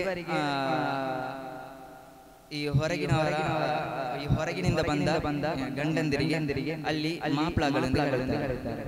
ನಂತರ ಇವರ ಮಕ್ಕಳನ್ನು ಸಹ ಮಾಪ್ಲಗಳೆಂದು ಕರೆದು ಆ ಜನಾಂಗಕ್ಕೆ ಮಾಪ್ಲಗಳೆಂದು ಹೆಸರು. ಇದೇ ತರ ನಮ್ಮ ತುಳುನಾಡಿನ ಪ್ರದೇಶದಲ್ಲಿ ನಡೆಯುತ್ತದೆ. ಹೇಗಂದ್ರೆ ಇಲ್ಲಿ ಮಂಗಳೂರಿಗೆ ಬಂದಂತಹ ಅರಬ್ ವ್ಯಾಪಾರಿಗಳು ಇಲ್ಲಿ ಬಂದು ಇಲ್ಲಿಯ ಸ್ಥಳೀಯ ತುಳುವ ಹೆಣ್ಮಕ್ಕಳನ್ನು ಮದುವೆ ನಂತರ ತುಳುವ ಹೆಣ್ಮಕ್ಕಳಿಗೂ ಮತ್ತು ಅರಬ್ ಪತಿಗಳಿಗೆ ಆದಂತಹ ಮಕ್ಕಳನ್ನು ಇಲ್ಲಿ ಬ್ಯಾರಿಗಳಿಗೆ ಶುರು ಮಾಡ್ತಾರೆ. ಇನ್ನು ಮದ್ರಸಾ ಎಂದರೆ ಏನು? ಮದ್ರಸಾ ಎಂಬ ಪದವು ಅದು ಅರಬಿ ಪದ. ಇದರ ಅರ್ಥ ಶಿಕ್ಷಣ ಕೇಂದ್ರ ಅಥವಾ ಪಾಠಶಾಲೆ. ಬ್ಯಾರಿಗಳ ಮದ್ರಸೆ ಎರಡು ವಿಧ. ಒಂದು ದಿನ ಹೋಗಿ ಬಂದು ಇಸ್ಲಾಮಿನ ಮೂಲ ವಿಷಯ ಅಂದ್ರೆ ಇಸ್ಲಾಮಿನ ಬೇಸಿಕ್ಸ್ ಕಲಿಯುವಂತಹ ಮದ್ರಸೆ. ಅಲ್ಲಿ ಸಾಧಾರಣ ಕುರ್ಆನ್ ಪಠಣ ಮಾಡಲು, ನಂತರ ನಮಾಜಿಗೆ ಬೇಕಾದಂತಹ ಕಾರ್ಯ, ಈ ಮೂಲ ವಿಷಯಗಳನ್ನು ಕಲಿಸುವ ಒಂದು ಸ್ಥಳವಾಗಿದೆ ಮದ್ರಸೆ. ಇನ್ನು ಆಚೆಗೆ ಹೋಗುವುದಾದರೆ ಮದ್ರಸಾಗಳು ಎಂದರೆ ಆಲಿಮರಾಗುವುದು ಅಂದ್ರೆ ಉಸ್ತಾದರುಗಳಾಗುವುದು ಎಂದು ಹೇಳಬಹುದು. ಇದನ್ನು ಒಂದು ಭಾಷೆಯಲ್ಲಿ ಒಂದು ತರ ಪಳ್ಳಿದರ್ಶನದಲ್ಲೂ ಹೇಳ್ತಾರೆ. ಈ ಪಳ್ಳಿದರ್ಶನದೆಂದರೆ ಮೊದಲಿನ ಕಾಲದಲ್ಲಿ ಹೀಗೆ ದೊಡ್ಡ ಸಂಸ್ಥೆಗಳೇನಿಲ್ಲ. ಯಾವುದಾದರೂ ಒಂದು ಗುರುಗಳ ಹತ್ತಿರ ಅವರು ಕೆಲಸ ಮಾಡುವಂತಹ ಮಸೀದಿಗಳಲ್ಲಿ ಅವರೊಂದಿಗೆ ಒಂದು 10-11 ವರ್ಷ 12 ವರ್ಷ ಕಳೆದು ನಂತರ ಆಲಿಮ್ಗಳಾಗಿದ್ದರು. ಇವರನ್ನು ಮುಸ್ಲಿಯಾರ್ಗಳೆಂದು ಕರೀತಾ ಇದ್ರು. ಈ ಮುಸ್ಲಿಯಾರಿಗೂ ಒಂದು ಇತಿಹಾಸವಿದೆ. ವಾಸ್ತವದಲ್ಲಿ ಮುಸ್ಲಿಯಾರ್ ಎಂದರೆ ಕೇರಳದ ಪೊನ್ನಾನಿಯ ಮಖ್ದೂಮಿ ಸಂಸ್ಥೆಯಲ್ಲಿ ಕಲಿತವರಿಗೆ ನೀಡುವಂತಹ ಬಿರುದಾಗಿತ್ತು. ಆ ಸಂಸ್ಥೆಗೆ ಏನು ಕಾಪಿರೈಟ್ ನಂತರ ಯಾರಾದರೂ ಒಬ್ಬ ಗುರುವಿನ ಹತ್ರ ಕಲಿತು ನಂತರ ಉನ್ನತ ಪದವಿಗೆ ಬಿರುದು ಪಡೆಯಲಿಕ್ಕೆ ಹೋಗ್ಲಿಕ್ಕೆ ಅವರು ಸ್ವತಃ ತಮಗೆ ಇಂಥ ಮುಸ್ಲಿಯಾರ್ಗಳೆಂದು ಬಿರುದನ್ನು ಹಿಡ್ತಾ ಇದ್ರು. ಮಾತ್ರವಲ್ಲ ಹಳೆಯ ಕಾಲದಲ್ಲಿ ಉನ್ನತ ಶಿಕ್ಷಣಕ್ಕೆ ಹೋದಂತಹ ಹಲವು ಪಂಡಿತರು ಸಹ ಅವರು ತಮ್ಮನ್ನು ತಾವೇ ಮುಸ್ಲಿಯಾರ್ಗಳೆಂದು ಕರೆದಿದ್ದಾರೆ. ಉದಾಹರಣೆಗೆ ನೋಡುವುದಾದರೆ ಅಬ್ದುಲ್ ಹಮೀದ್ ಮುಸ್ಲಿಯಾರ್, AP ಅಬೂಬಕರ್ ಮುಸ್ಲಿಯಾರ್, ಹೀಗೆ ಹಲವರು. ವಾಸ್ತವದಲ್ಲಿ ಇವರು ಏನಂದ್ರೆ ತಮಿಳುನಾಡಿನ ವೆಳ್ಳೂರಿನ ಬಾಕಿಯಾದ ಸಾಲಿಹ್ನಲ್ಲಿ ಕಲಿತ ಕವಿಗಳಾಗಿದ್ದಾರೆ. ಇನ್ನು ಕರ್ನಾಟಕದ ಪಳ್ಳಿದರ್ಶನ ಇತಿಹಾಸವನ್ನು ನೋಡೋಣ. ಮೊದಲ ಪಳ್ಳಿದರ್ಶ ಶುರುವಾದದ್ದು ಕರ್ನಾಟಕದ ಮೊದಲ ಪಳ್ಳಿದರ್ಶ ಶುರುವಾದದ್ದು ಉಳ್ಳಾಲ ತಾಲೂಕಿನ ಕಿನ್ಯಾಂಬ.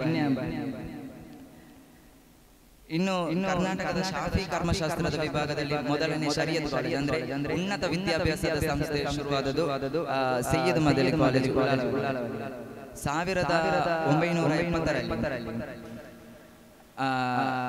ತಾಜುಲ್ ಉಲಮಾ ಸೈಯದ್ ಅಬ್ದುಲ್ ರಹಮಾನ್ ಅಲ್ ಬುಖಾರಿ ತಹರವರು ಕನ್ಜುಲ್ ಉಲೂಮ್ ಎಂಬ ದರ್ಸನ್ನು ಅಂದ್ರೆ ಪಳ್ಳಿ ದರ್ಸನ್ನು ಮೊದಲು ಶುರು ಮಾಡುತ್ತಾರೆ. ನಂತರ ಅದರ ಹೆಸರು ಮಾರ್ಪಾಡಾಗಿ ಸೈಯದ್ ಮದನಿ ಅರಬಿಕ್ ಕಾಲೇಜ್ ಎಂದು ಮಾರ್ಪಾಡಾಗಿದೆ. ಈ ಸೈಯದ್ ಮದನಿ ಅರಬಿ ಕಾಲೇಜ್ ಎಂದು ಮಾರ್ಪಾಡಾಗುವುದಕ್ಕಿಂತ ಮೊದಲು ಅವರೊಂದಿಗೆ ಕಲಿತು ಹೋದಂತಹ ಯಾರು ತಾಯಕೋಡ್ ಅಬ್ದುಲ್ಲಾ ಮುಸ್ಲಿಯಾರ್, ಉಳ್ಳಾಳ ಅಹ್ಮದ್ ಇವರೆಲ್ಲರೂ ತಮಿಳುನಾಡಿನಲ್ಲಿ ಕಲಿತು ಏನು ಬಾಕವಿ ಬಿರುದವರಾಗುತ್ತಾರೆ. ಇನ್ನು ಬ್ಯಾರಿಗಳ ಮೇಲೆ ಈ ಮದ್ರಸಾಗಳು ಬೀರಿದ ಪ್ರಭಾವಗಳೇನು ನೋಡುವ. ಪ್ರಮುಖವಾಗಿ ನಮ್ಮ ಹಳೆ ಕಾಲದಲ್ಲಿ ಮದ್ರಸದಲ್ಲಿ ಕಲಿಸಿದಂತಹ ಪ್ರಮುಖ ಗುರುಗಳೆಲ್ಲರೂ ಮಲೆಬಾರಿಗಳು, ಕೇರಳದವರಾಗಿದ್ದಾರೆ. ಅವರಿಗೆ ಮಲಯಾಳ ಮಾತ್ರ ಬರ್ತಾ ಇದ್ದದ್ದು. ಅವರು ಮಲಯಾಳ ಭಾಷೆಯಲ್ಲಿ ಮಾತ್ರ ತಮ್ಮ ಏನು ಟೀಚಿಂಗ್ಸ್ ಅನ್ನು ಮಾಡ್ತಾ ಇದ್ರು. ಹಾಗೆ ಆಗಿನ ಸಮಯದ ಪಠ್ಯಪುಸ್ತಕವೆಲ್ಲವೂ ಅರಬಿ ಮಲಯಾಳಂ ಭಾಷೆಯಲ್ಲಿ. ಹೀಗೆ ಎಲ್ಲ ಕಲಿಯುವ ಎಲ್ಲ ಪಠ್ಯಪುಸ್ತಕವೆಲ್ಲವೂ ಅರಬಿ ಮಲಯಾಳಂ ಭಾಷೆಯಲ್ಲಿ ಇದ್ದ ಕಾರಣ ಈ ಬ್ಯಾರಿಗಳು ಸಾಧಾರಣ ಎಲ್ಲರೂ ಅರಬಿ ಮಲಯಾಳಂ ಭಾಷೆಯನ್ನು ಓದಬಲ್ಲವರಾಗಿರ್ತಾರೆ. ಹೀಗೆ ಅರಬಿ ಮಲಯಾಳಂ ಭಾಷೆಯಲ್ಲಿ ಹಲವಾರು ಕೃತಿಗಳು, ನಫೀಸತ್ ಮಾಲೆ ಆಗಿರ್ಬೋದು, ಮುಹಿಯುದ್ದೀನ್ ಆಗಿರ್ಬೋದು, ರಿಫಾಯಿ ಮಾಲೆ ಆಗಿರ್ಬೋದು, ಆದಿಯ ಮೈತಬೈತಬಹುದು, ಹೀಗೆ ಹಲವು ಬೈತಗಳನ್ನು ಅವರು ಹಾಡಲು ಶುರು ಮಾಡ್ತಾರೆ. ಇನ್ನು ಅರಬಿ ಮಲಯಾಳಂ ಭಾಷೆಯಲ್ಲಿರುವಂತಹ ಈ ಕೃತಿಗಳು ಇವರ ಮೇಲೆ ಹೇಗೆ ಪ್ರಭಾವ ಬೀರಿದೆ ಎಂಬುದನ್ನು ಮೊದಲನೇದಾಗಿ ನಫೀಸತ್ ಮಾಲೆ ಒಂಥರ ಈ ಮಾಲೆಯಲ್ಲಿ ಏನು ನಫೀಸ ಬಿಬಿ ರದಿಯಲ್ಲಾಹು ಜೀವನ ಚರಿತ್ರೆಯನ್ನೆಲ್ಲ ತುಂಬಾ ಮನಮುಟ್ಟುವಂತೆ ವಿವರಿಸಿದ್ದಾರೆ. ಈ ನಫೀಸತ್ ಮಾಲೆ ಬ್ಯಾರಿಗಳ ಮೇಲೆ ಎಷ್ಟೊಂದು ಪ್ರಭಾವ ಬೀರುತ್ತೆಂದರೆ ಈ ಹೆರಿಗೆ ನೋವಾಗುವ ಸಮಯದಲ್ಲಿ ನಫೀಸತ್ ಮಾಲೆಯನ್ನು ಹಾಡುವ ವಾಡಿಕೆ ತುಂಬಾ ವ್ಯಾಪಕವಾಗಿತ್ತು. ನಾವು ಈ ಸಮಯದಲ್ಲಿ ಹೆರಿಗೆ ನೋವು ಬಂದಾಗ ಹಾಸ್ಪಿಟಲ್ಗೆ ಹೋಗ್ತೇವೆ, ಅದೇ ರೀತಿ ಆ ಸಮಯದಲ್ಲಿ ಅವರು ನಫೀಸತ್ ಮಾಲೆಯನ್ನು ಹಾಡ್ತಾ ಇದ್ರು. ಇನ್ನು ಈ ಮದ್ರಸದಲ್ಲಿ ದಫ್ ಬಡಿಯುವಿಕೆಯನ್ನು ಕಲಿಸ್ತಾ ಇದ್ರು. ಈ ದಫ್ ಬಡಿಯುವಿಕೆ ಒಂದು ಒಂದು ಅವಿಭಾಜ್ಯ ಬ್ಯಾರಿ ಸಂಸ್ಕೃತಿಯ ಒಂದು ಅವಿಭಾಜ್ಯ ಭಾಗ ಎಂದು ಹೇಳ್ಬಹುದು. ಏಕೆಂದ್ರೆ ಪ್ರತಿಯೊಂದು ಮದ್ರಸಗಳಲ್ಲೂ ಕೂಡ ಈ ದಫ್ ಅನ್ನು ಕಲಿಸ್ತಾ ಇದ್ರು. ಈ ದಫ್ಗಳು ನಮ್ಮ ಮಲೆನಾಡ ಅಂದ್ರೆ ಕರಾವಳಿ ಭಾಗಕ್ಕೆ ಬರಲು ಕಾರಣ, ಅಂದ್ರೆ ಈ ಮಂಗಳೂರು ಭಾಗಕ್ಕೆ ಬರಲು ಕಾರಣ ಮಾಪ್ಲಗಳೆಂದು ಹೇಳ್ಬಹುದು. ಏಕೆಂದ್ರೆ ಕೇರಳದಿಂದ ಬಂದಂತಹ ಉಸ್ತಾದರು ಅಂದ್ರೆ ಅಧ್ಯಾಪಕರು ಅವರು ತಮ್ಮ ಮದ್ರಸದಲ್ಲಿ ಈ ದಫ್ ಬಡಿಯುವುದನ್ನು ಕಲಿಸ್ತಾ ಇದ್ರು.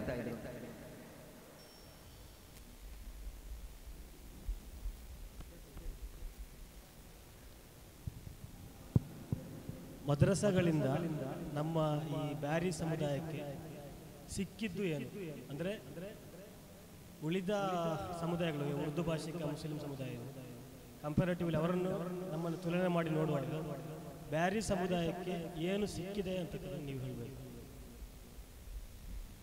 ಈ ಬ್ಯಾರಿ ಸಮುದಾಯಕ್ಕೆ ಮದ್ರಸಾದಿಂದ ಏನು ಸಿಕ್ಕಿದೆ ಎಂದು ಎಂಬ ವಿಷಯವನ್ನು ಚರ್ಚೆ ಮಾಡುವಾಗ ನಾವು ನಮ್ಮನ್ನು ಇಂದಿನ ಉತ್ತರ ಕರ್ನಾಟಕ ಒಂದು 10 ವರ್ಷ ಹಿಂದಿನ ಉತ್ತರ ಕರ್ನಾಟಕದ ತುಲನೆ ಮಾಡಬೇಕಾಗುತ್ತೆ. ನಮಗೆ ಅಂದ್ರೆ ಮಲಬಾರಿನಿಂದ ಮಖ್ದೂಮಿ ಪರಂಪರೆಯ ಗುರುಗಳು ಇಲ್ಲಿ ಬಂದು ನೆಲೆಸಿ ಅಂದ್ರೆ ಮದ್ರಸಾಗಳನ್ನು ನಿರ್ಮಾಣ ಮಾಡಿ ನಮಗೆ ಏನು ಇಸ್ಲಾಮಿನ ನೈಜ ರೂಪವನ್ನು ನಮಗೆ ಕಲಿಸಿಕೊಡ್ತಾ ಇದ್ದಾರೆ. ಅದೇ ಸಮಯದಲ್ಲಿ ನಾವು ಉತ್ತರ ಕರ್ನಾಟಕದ ಕೆಲವು ಭಾಗದಲ್ಲಿ ನೋಡಿದ್ರು ಅವರು ಈಗಲೂ ಸಹ ಕೆಲವು ಮೌಲ್ಯಗಳನ್ನು ಏನ್ ಮಾಡ್ತಾ ಇದ್ದಾರೆ, ಫಾಲೋ ಮಾಡ್ತಾ ಇದ್ದಾರೆ. ಒಟ್ಟಿನಲ್ಲಿ ಹೇಳುವುದಾದರೆ ಈ ಬ್ಯಾರಿಗಳಿಗೆ ಮದ್ರಸಾದಿಂದ ಏನಾಯಿತು ಎಂದರೆ ಪ್ರಮುಖವಾಗಿ ಅವರ ಧಾರ್ಮಿಕ ಅಂದ್ರೆ ಇಸ್ಲಾಮಿನ ನೈಜ ರೂಪ ಏನೆಂದು ಅರ್ಥ ಮಾಡಿಕೊಳ್ಳಲು ಸಾಧ್ಯವಾಯಿತು. السلام عليكم ورحمة الله تعالى وبركاته. ನನಗೆ ದಕ್ಕಿದ ವಿಷಯ ಮಲೇಬಾರ್ ಮಾಪಿಳ ಹಾಗೂ ಸಾಮೂತ್ರಿ ಸೌಹಾರ್ದ ಭೂಮಿಕೆ. ನಾವು ಮಲೇಬಾರ್ ಮೊದಲನೇದಾಗಿ ಭಾರತದ ಇತಿಹಾಸ ಭರಿತವಾದ ಒಂದು ರಾಷ್ಟ್ರವಾಗಿದೆ ಭಾರತ. ಈ ಭಾರತವನ್ನು ತೆಗೆದು ನೋಡಿದರೆ ಮೊದಲನೇದಾಗಿ ಆದಮ್ ನಬಿ ಅಲೈಹಿಸ್ಸಲಾಂ ಅವರು ಪ್ರಾಕೃತಿಕ ರೋಗದಿಂದ ಈ ಭೂಮಿಗೆ ಬಂದು ನಮ್ಮ ಮಲಬಾರಿಯಾಗಿದೆ, ಅದಕ್ಕೆ ಭಾಗಕ್ಕಾಗಿದೆ. ಅದೇ ರೀತಿ ನಾವು ನೋಡುವುದಾದರೆ ನಂತರದ ಕಾಲದಲ್ಲಿ ನೂಹ್ ನಬಿ ಅಲೈಹಿಸ್ಸಲಾಂ ರವರ ಅವರ ಕಾಲದಲ್ಲಿ ಉಂಟಾದಂತಹ ಪ್ರವಾಹದ ಉಲ್ಬಣವು ಅದು ನಮ್ಮ ತಂಜಾವೂರಿನಲ್ಲಿ ಒಂದು ಉಲ್ಲೇಖವೂ ಕೂಡ ಇದೆ. ಅದೇ ರೀತಿ ನಾವು ನೋಡುವುದಾದರೆ ಅವರ ಒಂದು ಹಡಗು ತೇಲುತ್ತಾ ಬಂದು ನಿಂತ ಒಂದು ಸ್ಥಳವಾಗಿದೆ ಅಯೋಧ್ಯೆ ಎಂಬ ಉಲ್ಲೇಖವೂ ಕೂಡ ಇದೆ. ನಾವು ಮೊದಲನಾಗಿ ಈ ಮಲೆಬಾರ್ ನೋಡುವಾಗ ಈ ಮಲೆಬಾರ್ ನಮ್ಮ ಏನಂದ್ರೆ ಚಂದ್ರಗಿರಿ ತೀರದಿಂದ ಕನ್ಯಾಕುಮಾರಿವರೆಗೂ ವಿಸ್ತರಿಸಿದೆ. ಮಲಬಾರ್ ಹಲವಾರು ಇತಿಹಾಸಗಳನ್ನು ಹೊಂದಿದ್ದರು. ಅದರಲ್ಲಿ ಪ್ರಮುಖವಾಗಿ ಬರುವುದು ಈ ಮಾಪಿಳಗಳು ಮತ್ತು ಸಾಮುದ್ರಿಗಳು. ಮಾಪಿಳ ಎಂದರೆ ಮಹಾನ್ ಪಿಳ್ಳೆಯ ಮಕ್ಕಳು, ಅಂದ್ರೆ ಮಹಾನರ ಮಕ್ಕಳು ಎಂಬ ಉಲ್ಲೇಖವೂ ಇದೆ. ಈ ಯಾರು ಈ ಮಾಪಿಳರು, ಯಾಕೆ ಇವರನ್ನು ಮಾಪಿಳರು ಎಂದು ಕರೆಯುತ್ತಾರೆ? ಈ ಅರಬ್ ದೇಶದಿಂದ ಬಂದಂತಹ ಹಲವಾರು ವ್ಯಾಪಾರಿಗಳು ಆಗಿರ್ಬೋದು ಅಥವಾ ಧರ್ಮ ಪ್ರಬೋಧನೆಗೆ ಬೇಕಾಗಿ ಬಂದವರಾಗಿರ್ಬೋದು, ಅವರು ಈ ಧಾರ್ಮಿಕ ಈ ಭಾರತಕ್ಕೆ ಬಂದ ಸಂದರ್ಭದಲ್ಲಿ ಇಲ್ಲಿ ಹಲವಾರು ವರ್ಗದಲ್ಲಿ ಶೋಷಿತೆಗೆ ಒಳಗಾದ ಹಲವಾರು ಕೀಳು ಜಾತಿಯ ಜನರು ಇವರ ಒಂದು ಆಕರ್ಷಿತವನ್ನು, ಅಂದರೆ ಇವರ ಒಂದು ನಡವಳಿಕೆ ಇರಬಹುದು, ಇವರೊಂದು ಸಂಸ್ಕೃತಿ ಇರಬಹುದು, ಎಲ್ಲವನ್ನು ಕಂಡು ಒಂದು ಆಶ್ಚರ್ಯಗೊಂಡು ಅದಕ್ಕೆ ಆಕರ್ಷಿತವಾಗಿ ಅವರು ಈ ಅರಬರೊಂದಿಗೆ ತಮ್ಮ ವೈವಾಹಿಕ ಜೀವನವನ್ನು ನಡೆಸುತ್ತಾ ಬಂದು ಅವರಿಗಾಗಿ ಮಾಪಿಳಗಳು ಎಂದು ಅವರು ಇಲ್ಲಿ ತಮ್ಮ ನೆಲೆಯನ್ನು ಗಟ್ಟಿ ಮಾಡಿಕೊಳ್ಳುತ್ತಾರೆ. ಈ ಮಾಪಿಳಗಳಲ್ಲಿ ಪ್ರಮುಖವಾಗಿ ನಾನು ನೋಡುವುದು ಮಾರಾಟ ಮತ್ತು ವಾಣಿಜ್ಯ ಸಂಬಂಧ. ಹಲವಾರು ರೀತಿಯಲ್ಲಿ ವ್ಯವಹಾರವನ್ನು ನಡೆಸುತ್ತಿದ್ದರು. ಇಲ್ಲಿಂದ ಏಲಕ್ಕಿ, ದಾನಿ ಅಂತಹ ಹಲವಾರು ಪದಾರ್ಥಗಳನ್ನು ತಮ್ಮ ರಾಜ್ಯಕ್ಕೆ ರಫ್ತು ಮಾಡುವುದು, ಹಲವಾರು ರೀತಿಯಲ್ಲಿ ಇವರು ವ್ಯವಹಾರ ನಡೆಸುತ್ತಿದ್ದರು. ಇವರು ಧಾರ್ಮಿಕತೆಯನ್ನು ನೋಡುವುದಾದರೆ ಇವರು ಧಾರ್ಮಿಕತೆಯಲ್ಲಿ ಮಲಯಾಳ ಮತ್ತು ಅರಬಿ ಲಿಪಿಯಲ್ಲಿ ಲಿಪಿಯಿದ್ದಾರೆ. ಮತ್ತು ಇವರು ಭಾಷೆಯನ್ನು ನೋಡುವುದಾದರೆ ಇವರು ಅರಬಿ ಮತ್ತು ಮಲಯಾಳಂ ಲಿಪಿ, ಅಂದ್ರೆ ಅರಬಿ ಲಿಪಿ ಮಲಯಾಳಂ ಭಾಷೆಯನ್ನು ಒಳಗೊಂಡು ಇವರ ಸಂಸ್ಕೃತಿಯಾಗಿದೆ. ನಾವು ನಂತರ ನೋಡುವುದು ಸಾಮೂತಿರಿ, ಅಂದ್ರೆ ಸಾಮೂತಿರಿ ರಾಜವಂಶವನ್ನು ನಾವು ನೋಡುವುದಾದರೆ ಈ ಸಾಮೂತಿರಿ ಅಂದ್ರೆ ಚೇರ ವಂಶದಿಂದ ಶೋಷಣೆಗೆ ಒಳಗೊಂಡು ಚೇರ ವಂಶ ಕೊನೆಗೊಳ್ಳುವ ಎರಡು ನಾಯರ್ಗಳು ಒಂದು ಸಾಮ್ರಾಜ್ಯವನ್ನು ಕಟ್ಟಿಕೊಳ್ಳುತ್ತಾರೆ. ನಾವು ನೋಡುವುದಾದರೆ ನಮ್ಮ ಗೋವಾದಿಂದ ಹಿಡಿದು ಕನ್ಯಾಕುಮಾರಿ ಸಾಮ್ರಾಜ್ಯವು ವಿಸ್ತರಿಸಿದೆ. ಇವರು ಯಾಕೆ ಈ ಸಾಮುದ್ರಿ ಎಂಬ ಹೆಸರನ್ನು ಈ ಸಮುದಾಯಕ್ಕೆ ನೀಡಿದ್ದಾರೆ ಅಂದ್ರೆ ಸಮುದ್ರಾಧಿಪತಿಗಳು, ಅಂದ್ರೆ ಇವರು ಸಮುದ್ರದಿಂದ ಹಲವಾರು ಬಂದರುಗಳನ್ನು ಕಾರಣ ಸಮುದ್ರಾಧಿಪತಿಗಳು ಎಂಬ ಹೆಸರನ್ನು ನೀಡುತ್ತಾರೆ. ಇವರು ಹಲವಾರು ರೀತಿಯ ಅಭಿವೃದ್ಧಿಗಳನ್ನು ಈ ಮಲಬಾರ್ನಲ್ಲಿ ತಂದಿದ್ದಾರೆ. ನಾವು ನೋಡುವುದಾದರೆ ಹಲವಾರು ರೀತಿ ನಮ್ಮ ಈ ಸಂಸ್ಕೃತಿಗೆ ಹಲವಾರು ರೀತಿಯ ವಾಣಿಜ್ಯ ಅಭಿವೃದ್ಧಿಗಳು ತಂದಿದ್ದರು. ಯಾವ ರೀತಿ ನಾವು ಇವತ್ತಿನ ವಿಷಯದಲ್ಲಿ ನೋಡಿದ್ರೆ ಸೌಹಾರ್ದ ಯಾವ ರೀತಿಯಲ್ಲಿ ಮಾಪಿಳ ಮತ್ತು ಸಾಮುದ್ರಿ ನಡುವಿನ ಸೌಹಾರ್ದವನ್ನು ನೋಡುವುದಾದರೆ ವಾಸ್ಕೋ ಡಿ ಗಾಮನು ಈ ಭಾರತಕ್ಕೆ ಭೇಟಿ ನೀಡಿದ ಸಂದರ್ಭದಲ್ಲಿ ಅವರ ಹಲವಾರು ಕೌರ್ಯಗಳನ್ನು ಮುಂದಿಡಬೇಕಾಗುತ್ತದೆ. ಆ ಸಂದರ್ಭದಲ್ಲಿ ಈ ವಾಸ್ಕೋ ಡಿ ಗಾಮನ ವಿರುದ್ಧ ಹೋರಾಡಲು ಬೇಕಾಗಿ ತೀರಾನು ಸೇನಾನಿ, ನೌಕಾಪಡೆಯ ಸೇನಾನಿ ಬೇಕಾಗುತ್ತದೆ. ಆ ಸಂದರ್ಭದಲ್ಲಿ ಆಗಿದೆ ಕುಂಜಾಲಿ ಮಲಿಕ, ಅಂದರೆ ಈ ಮಾಪಿಳ ಸಮುದಾಯದ ಪ್ರಮುಖರಾಗಿರುತ್ತಾರೆ ಈ ಕುಂಜಾಲಿ ಮಲಿಕ. ಅವರನ್ನು ಈ ಸಾಮುದ್ರಿ ರಾಜರು ಕರೆದುಕೊಂಡು ಬಂದು ಅವರನ್ನು ಏನು ಮಾಡ್ತಾರೆ, ಸೇನೆಯ ನೌಕಾಪಡೆಯ ಪ್ರಮುಖರಾಗಿ ಆಯ್ಕೆ ಮಾಡಿಕೊಳ್ಳುತ್ತಾರೆ. ಆ ಸಂದರ್ಭದಲ್ಲಿ ಅವರು ಹಲವಾರು ರೀತಿಯಲ್ಲಿ, ಅಂದ್ರೆ ಈ ಪೋರ್ಚುಗೀಸರಿಗೆ ಒಂದು ದೊಡ್ಡ ರೀತಿಯಲ್ಲಿ ಒಂದು ತೊಂದರೆಯಾಗಿ ಬಿಡುತ್ತಾರೆ. ಯಾಕಂದ್ರೆ ಬರೋಬ್ಬರಿ 26 ಯುದ್ಧಗಳನ್ನು ಮಾಡುವುದರ ಮೂಲಕ ಈ ಮಾಪಿಳಗಳ ವಿರುದ್ಧ ಹಲವಾರು ದಂಗೆಗಳನ್ನು ನೀಡುತ್ತಾರೆ. ಇದನ್ನು ಮನದಟ್ಟು ಮಾಡಿಕೊಂಡು ಪೋರ್ಚುಗೀಸರು ಒಂದು ಕುತಂತ್ರವನ್ನು ಎಸಗುತ್ತಾರೆ. ಏನೆಂದರೆ ಮಾಪಿಳ ಮತ್ತು ಸಾಮುದ್ರಿಗಳ ನಡುವೆ ಒಂದು ಏನು ರೀತಿಯ ಬಿರುಕನ್ನು ತರಲು ಬೇಕಾಗಿ ಒಂದು ನೌಕಾಪಡೆಯ ಮೇಲೆ ದಾಳಿ ಮಾಡಿ ಅಲ್ಲಿ ಹಲವಾರು ರೀತಿಯ ತೊಂದರೆಗಳು ಉಂಟಾಗುತ್ತದೆ. ಆ ಸಂದರ್ಭದಲ್ಲಿ ಪೋರ್ಚುಗೀಸರು ಸಾಮಂತಿ ರಾಜರೊಂದಿಗೆ ಹಲವಾರು ಪಿತೂರಿಗಳನ್ನು ಮಾಡಿ ಕುಂಜಾಲಿ ಮಲಿಕರವರು ತಮ್ಮ ಒಂದು ಸ್ವಂತ ರಾಜ್ಯವನ್ನು ನಿರ್ಮಿಸಲು ಹೊರಟಿದ್ದಾರೆ. ನೀವು ಅವರನ್ನು ವಿದೂರ ಮಾಡಬೇಕೆಂಬ ಒಂದು ನಿಟ್ಟಿನಲ್ಲಿ ಹಲವಾರು ರೀತಿಯಲ್ಲಿ ಇವರನ್ನು ಬೇರ್ಪಡಿಸುತ್ತಾರೆ. ಆ ಸಂದರ್ಭದಲ್ಲಿ ಹಲವಾರು ಬಲಾತ್ಕಾರಗಳು ಪೋರ್ಚುಗೀಸರು ಈ ಭಾರತೀಯರ ಹೆಣ್ಣು ಮಕ್ಕಳ ಮೇಲೆ ನಡೆಸುವ ಸಂದರ್ಭದಲ್ಲಿ ಕುಂಜಾಲಿ ಮಲ್ಲಿಕರು ಒಂದು ಯುದ್ಧಕ್ಕೆ ನಡೆಯುತ್ತಾರೆ. ಆ ಯುದ್ಧದ ಸಂದರ್ಭದಲ್ಲಾಗಿದೆ ಕುಂಜಾಲಿ ಮಲ್ಲಿಕರ್ ಅವರನ್ನು ಇವರು ಗೋವಾಕ್ಕೆ ಕರೆದುಕೊಂಡು ಹೋಗಿ ಹಲವಾರು ರೀತಿಯಲ್ಲಿ ನೆಪತಂತ್ರನ ಒಂದು ತೊಂದರೆಯಿಂದ ಹಲವಾರು ರೀತಿಯ ಒಂದು ಕುತಂತ್ರದಿಂದ ಅವರನ್ನು ಸೋಲಿಸಲಾಗುತ್ತದೆ. ಆ ಸೋಲಿಸುವ ಕಾರಣದಿಂದ ಇವರನ್ನು ಗೋವಾಕ್ಕೆ ಕರೆದುಕೊಂಡು ಹೋಗಿ ಕುಂಜಾಲಿ ಮಲ್ಲಿಕರನ್ನು ಮೋಸವಾಗಿ ಒಂದು ಸೋಲು ಹೀನಾಯವಾದ ಒಂದು ಸೋಲನ್ನು ಅನುಭವಿಸಬೇಕಾಗುತ್ತದೆ. ನಾವು ನೋಡಬಹುದು ಹಲವಾರು ರೀತಿಯ ಬಾಂಧವ್ಯಗಳನ್ನು ಹೊಂದಿರುತ್ತಾರೆ. ಆದರೆ ಇವರ ಒಂದು ಪಿತೂರಿಯಿಂದಾಗಿ ಇವರ ಇದು ಸೌಹಾರ್ದದಲ್ಲಿ ಬೆರಗು ಕಂಡು ಬರುತ್ತದೆ. ಇದಾಗಿ ನಮ್ಮ ಮಾಪಿಳ ಮತ್ತು ಸಹೋದರಿಯ ಸೌಹಾರ್ದವನ್ನು ಹೊಂದಿರುತ್ತಾರೆ. ಇಷ್ಟು ಹೇಳಿ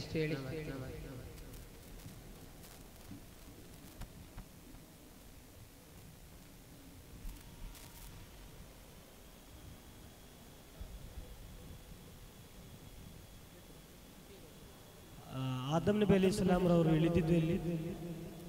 ಆದಮ್ ಅಲಿ ಇಸ್ಲಾಂ ಇಳಿದಿದ್ದು ಆದಮ್ ನಬಿ ಅಲೈಹಿಸ್ಸಲಾಂ ಅವರು ನಾವು ಈ ಮಾಪಿಳದ ಮಲೈಬಾರ್ನ ಇತಿಹಾಸವನ್ನು ನೋಡುತ್ತಾ ಆದಮ್ ನಬಿ ಅಲೈಹಿಸ್ಸಲಾಂ ಅವರು ಪ್ರಾಕೃತಿಕ ಲೋಕದಿಂದ ಮೊದಲನೇದಾಗಿ ನಮ್ಮ ಈ ಮಲಬಾರಿಗೆ ಅಂದರೆ ಕೇಳಕ್ಕಾಗದೆ ಬಂದಿರೋದೆಂಬ ಉಲ್ಲೇಖವೂ ಇದೆ.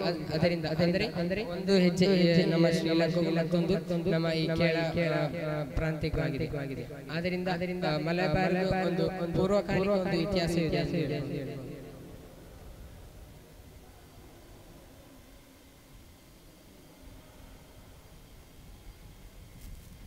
السلام عليكم ورحمة الله وبركاته.